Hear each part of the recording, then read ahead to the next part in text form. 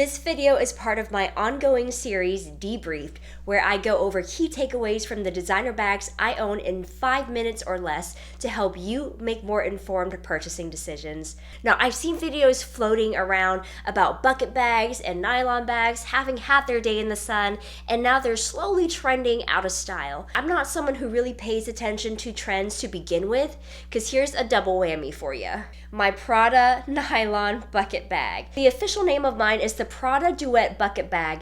This retails currently for about $1,720, and it's part of their Nylon collection. So it's made from recycled, purified plastic collected from the ocean. Now mine is in black with gold tone hardware, but it does come in seasonal colors and in silver hardware too, I believe.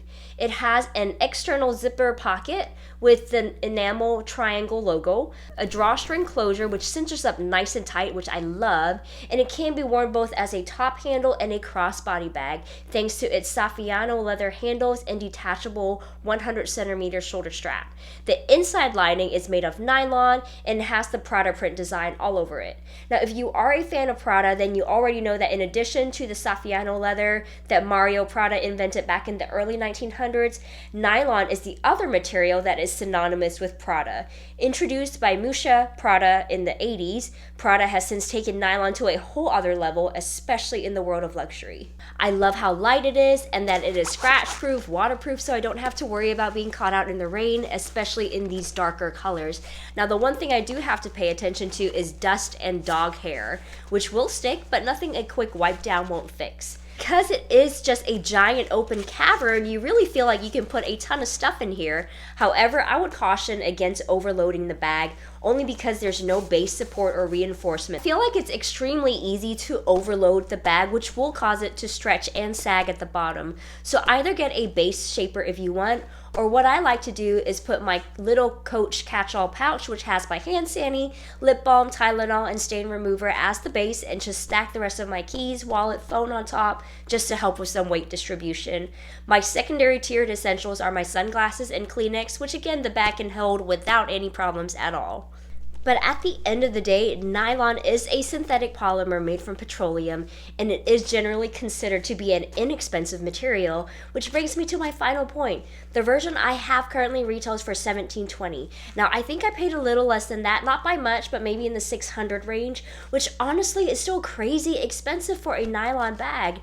Now, Prada does defend their technique and quality of their nylon, claiming that this was more expensive than silk to produce, and it took a long time to figure out how to work with the material, but again, that was over 30 years ago.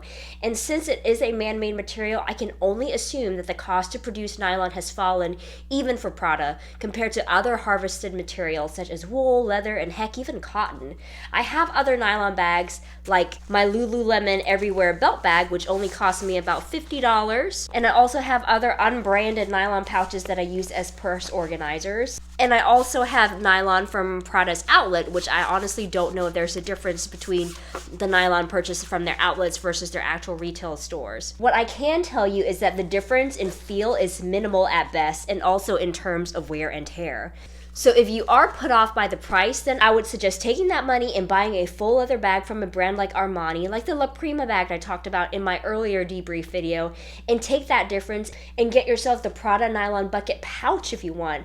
I've seen plenty of DIY videos on YouTube on how you can transform their bucket pouch into a similar looking bucket bag. Your other option is to go the pre-loved route. You can find these for about half off retail. This is the only bag I'm packing with me on my upcoming tropical rainy Christmas vacation because A, it really packs nicely because it is nylon, B, it is waterproof and scratch resistant because it is nylon, and C, it's extremely light, again because it is nylon. Now, is Prada's nylon objectively better than others? That I can't speak to because I guess I'm not just as rough with my bags to begin with to see if there's a huge wear and tear difference between Prada's nylon and my other nylon items. But I will say, despite this being nylon, I can dress this up or down, which is thanks to the gold finish and the general shape and the size, as well as the fact that you can wear it as a top handle or crossbody bag, and it does come with the lovely iconic Saffiano leather accents that just scream Prada. So this is going to be a forever bag for me, trending or not. If you found this content helpful, please don't forget to like, subscribe, and tap that notification bell, and we'll see you at our next debriefing.